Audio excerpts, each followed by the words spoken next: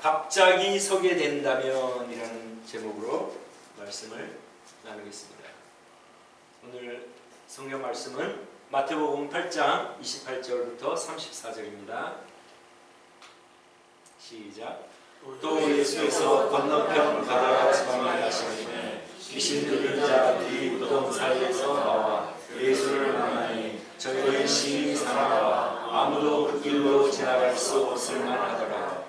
이에 저희가 소리질러 가로되 하나님의 아들이여 우리와 당신과 무슨 상관이 있나이까? 때가 이르기 전에 우리를 괴롭게 하려고 여기 오셨나이까 하더니 마침 멀리서 많은 돼지떼가 먹고 있는지라. 귀신들이 예수께 간구하여 가로되 만일 우리를 쫓아내실진대 돼지떼에 들어오는 소리하는데 저희들로 가라 하시니 귀신들이 나와서 돼지에게로 들어가는지라. 온 떼와 비탈로 들이다가 바다에 들어가서 물에서 몰살하거늘 치던 자들이 달아나 시내에 들어가 이 모든 일과 귀신 들린 자의 일을 보아니 온 시내가 예수를 만나려고 나가서 보고 그 지방에서 떠나시기를 간구하더라. 아멘. 우리가 지난주에 어떤 말씀을 우리가 공부했습니까? 예수님께서 무리를 피하여 갈릴리 바다를 건너서 가도록 명령을 하시고 이제 갈릴리 바다를 건널 때에 갑자기 심한 사나운 풍랑, 태풍 풍랑이 일어서 죽게 되었을 때에 제자들이 무서워서 예수님을 깨우니까 왜 무서워하느냐? 믿음이 작은 자들아. 그렇게 말씀하셨죠. 즉 우리 그리스도인들은 그 죽게 된 것에 대해서 두려워하지 않았습니까? 제자들이. 우리 그리스도인들은 죽음을 두려워할 필요 없다 말씀하신 것입니다. 예수님께서. 왜냐하면 우리 그리스도인에게 실제로 죽음은 없다고 봐야죠. 왜냐하면 죽으면 바로 천국에서 새로운 생활을 시작하기 때문에. 죽음은 하나의 그냥 천국으로 인도하는, 천국으로 들어가는 문에 불과하기 때문에 우리는 두려워하지 않고 무서워하지 않아야 되는 것을 우리 주님께서 왜 무서워하지 말라 그렇게 말씀하셨는가를 생각해 보면, 물론 그 제자들에게 하신 말씀이지만 제자들은 죽음을 두려워했기 때문에 주님께서 그 죽음을 두려워하지 말라고 하셨는데, 오늘날 우리 그리스도인에게 죽음에 대해서 무서워하지 말라, 오늘날 우리에게 그렇게 말씀하시는 것을 우리가 적용하고 이해할 수 있고, 그리고 그 죽음을 무서워하지 않아야 할 이유는 우리 그리스도인은 예수님을 믿은 후 예수님이 나를 위하여 십자가에 내 죄를 대신하여 돌아가셨다는 것을 우리가 믿고 예수님을 구주로 영접한 사람은 영생을 얻었기 때문에, 그리고 이 세상을 떠나면 바로 천국으로 인도하기 때문에 죽음에 대해서 우리가 두려워할 필요가 없습니다. 그래서 저와 여러분들은 죽음을 예외 없이 맞이하게 될 텐데, 그 죽음에 대한 공포나 두려움이나 이런 것이 없이 이 죽음은 천국으로 인도하는 하나의 눈 깜빡할 그러한 그 눈 깜빡할 세죠, 그죠? 이 세상을 떠나야 천국으로 갈 수 있으니까 우리에게는 죽음은 없고 옮김만 있다. 이 세상에서 하나님 나라로 옮기는 것만 있기 때문에 두려워할 필요가 없고 무서워할 필요가 없는 줄로 믿습니다. 아멘. 아멘.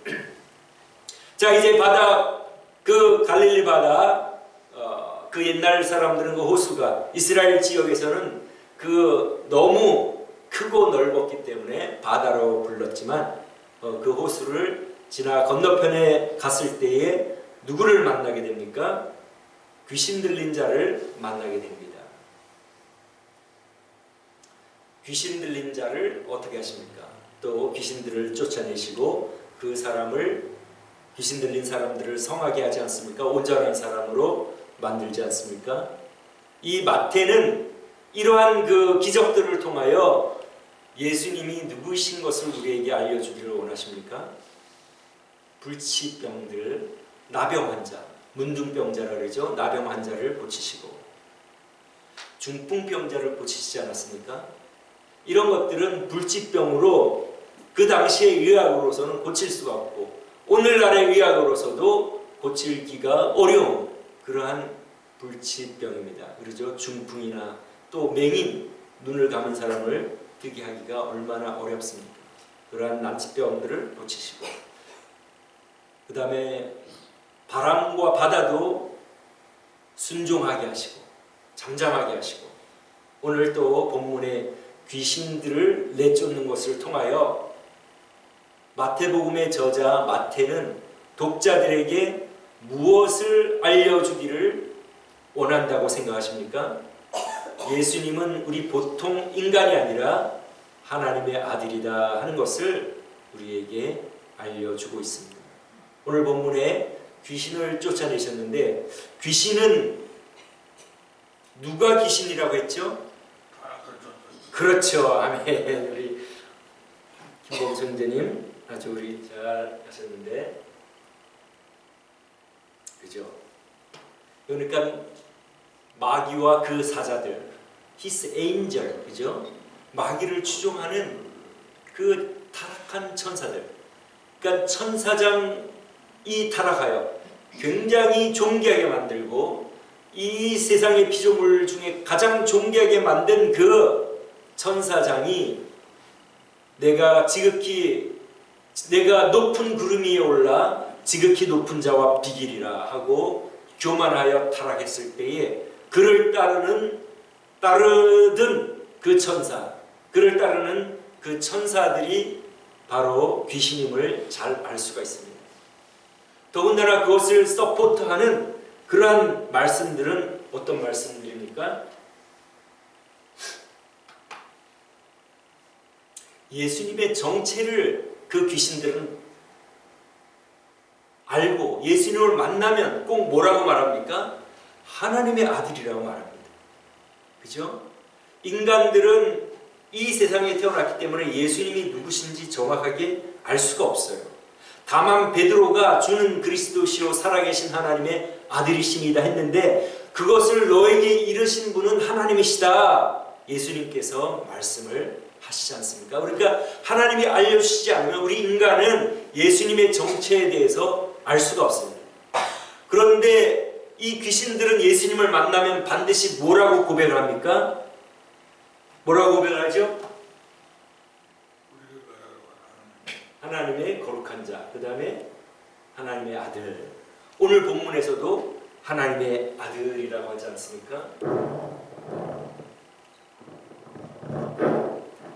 하나님의 아들이여.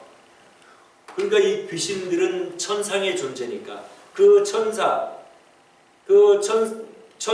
그 타락한 마귀와 그 부하들, 그 다른 천사들은 그 천상에서 일어난 일들을 다 알고 성부, 성자, 성령 하나님을 알고 있지 않습니까? 그러니까 그들만이 예수님의 정체가 무엇인지, 아이덴티티, 예수님의 신분이 무엇인지를 알 수가 있기 때문에 그들은 예수님을 만나면 무조건 하나님의 아들이시여 그렇게 고백을 하는 것을 알 수가 있습니다. 그러니까 이 귀신은 타락한 천사임을 알 수 있고 그렇기 때문에 이들은 천사의 존재이기 때문에 예수님이 누구이신지를 알기 때문에 우리가 복음서를 읽어보면 언제든지 예수님을 만나면 하나님의 아들이라고 고백을 하는 것입니다. 그러니까 이 복음서에 쓰여있는 이런 것을 우리가 생각해보면 이 한 단어라도 그냥 흐트로 쓴 것이 아니구나. 이 귀신들이 꼭 예수님을 하나님의 아들이라고 그렇게 밝히는 것을 볼 때에 이들은 바로 하늘에 사는 헤븐리 빙, 천상의 존재임을 우리가 알 수가 있게 되는 것입니다.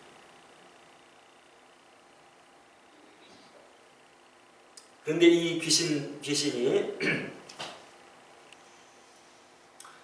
귀신은 어떤 운명을 가졌습니까? 이 귀신들은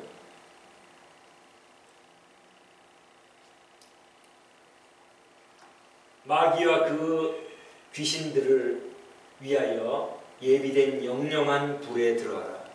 그러니까 이들의 운명은 영영한 불에, 이 타락한 마귀와 천사들은 회개할 기회가 없이 영영한 불에 들어가도록 그렇게 예정이 되어 있습니다. 그들의 운명은 그렇게 정해져 있는데, 그 마귀와 그 마귀를 따르는 인간들은, 원래 인간들은 그렇게 다 하나님의 구원을 받고 천국에 들어가도록 되어 있는데, 마귀와 그 사자들을 위한 영영한 불에 하나님을 믿지 않고 거부하는 자들도 들어갈 것을 우리 주님께서 말씀을 하셨습니다. 이렇게 그들은 이 마귀와 이 그의 사자들, 그 타락한 천사들은 영영한 불에 들어간 운명입니다. 그런데 그 때는 아직 이러지 않았는데, 그 때가 아직 이러지 않았기 때문에 여기 그렇게 되어 있지 않습니까? 때가 이르기 전에 우리를 괴롭게 하려고 여기 오셨나이까. 그 마귀는 아직까지 영영한 불에 들어갈 때가 안 됐기 때문에 예수님을 만났을 때 그들은 왜 때가 이르기 전에 우리한테 왔느냐고 그렇게 항변을 합니다. 그러면서 그들은 돼지떼에게 보내주기를 요청을 합니다. 우리 마가복음에 동일한 사건이 기록이 되어 있습니다. 그죠? 여기서도 마찬가지로 하나님의 아들이니이다 고백하지 않습니까?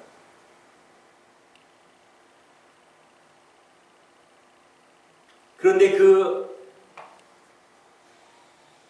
귀신은 지금 두 사람 귀신 들린 자를 만났는데, 그 귀신들은 한 사람이 아니라 군대라고 말합니다. 즉 그 귀신들이 굉장한 수의 귀신들이 그 귀신 들린 자, 그 사람에게 들어가 있었음을 알 수가 있는데, 그 귀신이 한 몇 명이 되었느냐? 한 2,000명 된 것 같습니다. 왜냐하면 돼지떼에게 들어가게 했는데, 그 돼지떼가 한 2,000마리 정도 되는 돼지떼에게 귀신들이 들어가서 몰살을, 그 낭떠러지로 떨어져서 모두 갈릴리 호수에 빠져서 죽게 됩니다. 제가 어릴 때 이 말씀을 읽고 어떤 생각을 했느냐, 아무리 예수님이라도 남의 돼지를 2,000마리를 그냥 죽게 할 수가 있는가, 그런 생각이 있어요. 여러분도 그런 생각이 안 드십니까? 아니, 남의 돼지인데 그 2,000마리 되는 그 돼지떼에게 그 귀신들을 들어가게 해서 그 2,000마리를 손해보게 하는 거, 이게 어떻게 된 건가, 저는 그렇게 생각을 했었습니다. 그런데 제가 말씀을 읽고 점점 이제 알게 되니까, 이 세상의 주인이 누굽니까? 예수님이잖아요. 그죠? 성부, 성자, 성령. 우리가 우리의 형상을 따라 사람을 만들고, 즉 성부, 성자, 성령 하나님이 이 세상을 창조하실 때 같이 창조를 하셨어요. 그죠? 그때는 돼지떼도 없었고 아무것도 없었잖아요. 다 만들어 놓으신 거예요. 그러니까 이 돼지떼의 참 주인은 누구신가? 하나님이시기 때문에 그냥 그 돼지떼를 몰살하게 해도 그것은 원주인이 그렇게 하신 것이니까, 우리 인간들은 거기에 대해서 그 인간들, 그 주인이라고 하는 사람들 태어날 때 돼지떼를 가지고 태어났습니까? 안 그렇잖아요. 맨몸으로, 알몸으로 태어나서 하나님이 만들어 놓으신 것을 가지고 자기들이 누렸는데, 주신 이도 하나님이시오 취하시는 이도 하나님이시라. 모든 것의 주인이신 것을 이 말씀을 통하여 우리 예수님은 우리에게 가르쳐 주시는 것입니다. 더군다나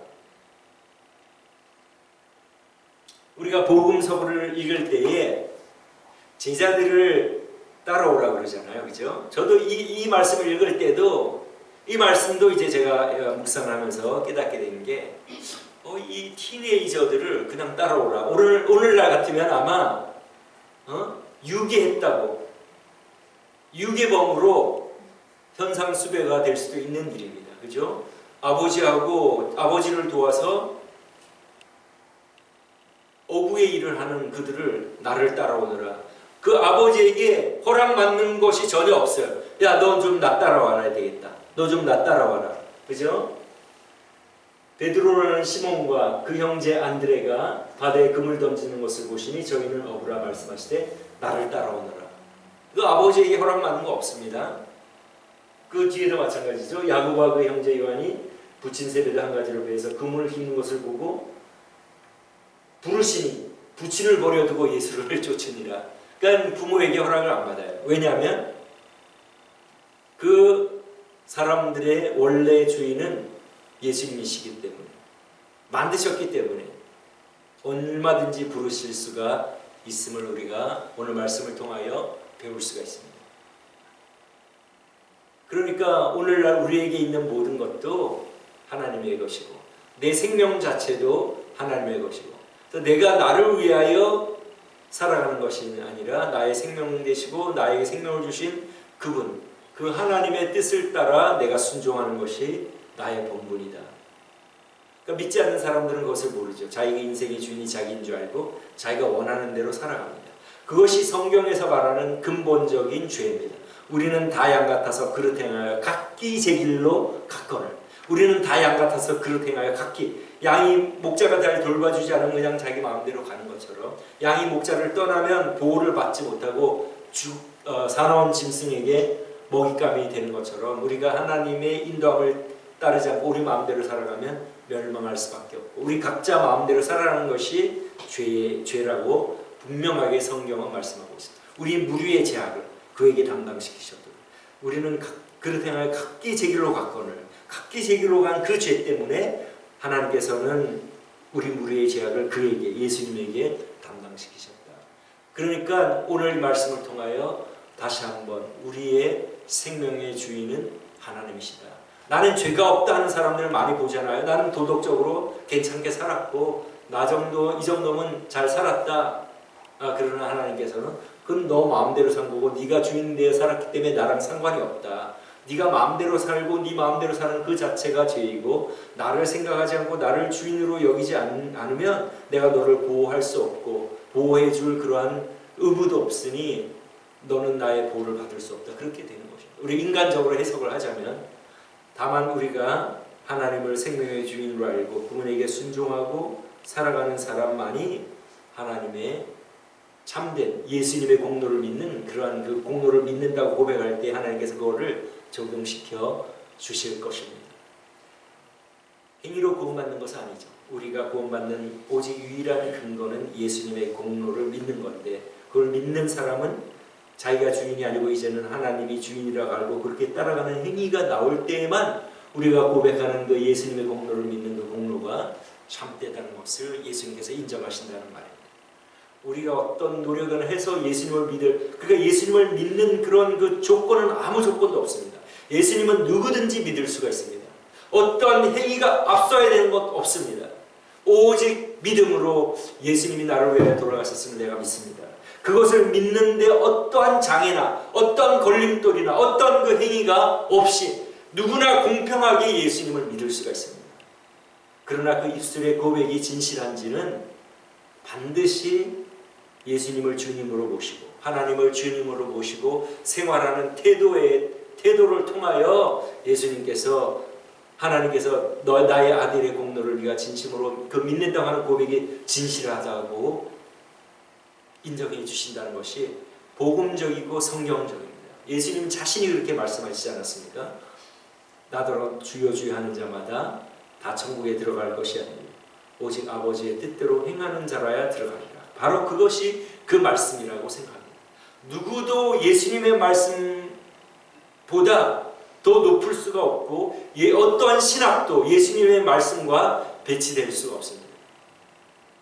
제가 누누이 말씀드리지만 너무 그것이 오늘날 팽배했기 때문에 바울 사도가 행위가 필요 없다고 하는 말은 그 당시에 초대교회에 할례를 받아야 예수님을 믿을 자격이 있다고 하는 그 사람들에 대하여 그 할례 받는 행위가 필요 없다고 한 건데, 오늘날 그것이 잘못 해석이 돼가지고 우리가 예수님을 믿으면 행위는 상관없이 예수님을 믿으면 구원을 받고 너가 어떤 생활을 하든지 간에 예수님을 믿었으니까 구원받았다. 그건 잘못된 해석입니다. 그죠? 아주 잘못된 해석이죠. 그것이 오늘날 우리가 주의 깊게 우리가 잘 생각을 해야 돼요. 예수님을 믿으면, 예수님을 믿는다는 말은 예수님이 나의 인생의 주인이기 때문에 그분의 말씀대로 순종하며 살아가는 거예요. 우리가 육신이 연약하여 때로는 불순종할 때도 있지만 그때마다 나를 쳐서 복종시키고 주님 죄송합니다. 우리 회개하고, 그래서 주님과 가까이 동행하며 주님의 말씀을 순종하며 오늘보다는 내일이 더 주님을 사랑하고 주님과 가까이 가고, 그런 것이 우리 그리스도인의 삶입니다. 우리의 주인은 우리 하나님이심을 다시 한번 고백하며 우리 일상생활에서 그렇게 살아가는 우리 모두가 되시기를 주님의 이름으로 축원합니다. 오늘 여기서 우리가 하나 기억할 것은, 그 귀신 들린 사람, 그 귀신들이 예수님을 그날 만날이라고는 예상을 못했죠. 그죠?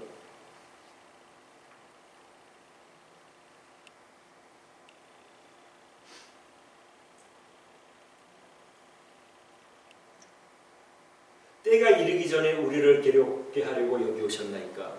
우리 예수님께서는 그 귀신들을 사실 만나려고 가신 것은 아니잖아요. 그죠? 군중들이 에워싸니까. 항상 로마 제국은 밀란을 걱정하지 않습니까? 민중 봉기해서 독립운동을 할까봐 항상 주의 깊게 보고, 그러니까 로마 제국하고 긴장 관계가 있으면 안 되니까.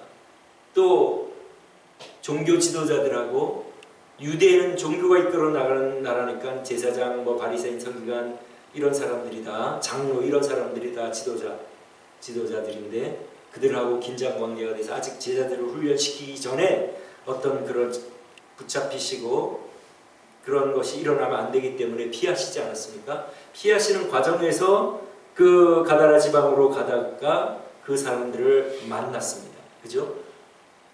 그들이 예수님을 만나리라고는 생각을 못했는데 만났죠. 그죠? 무엇을 말합니까? 우리 또한 우리 인생에서 갑자기 예수님을 만나는, 우리가 이 세상을 떠나든지 아니면 예수님이 재림하여 이 세상에 오실 때에 우리가 생각하지 않았지만 갑자기 만날 수가 있습니다. 그죠? 오는 순서는 있지만 가는 순서는 없지 않습니까? 우리가 오늘 내일 어떤 일을 만날지 모르는데, 지난번에 제가 말씀드린 대로 마귀의 전략은 차차입니다. 차차 마귀. 야, 좀 더 시간 있으니까 나중에 잘하지. 좀 더 나중에. 차차.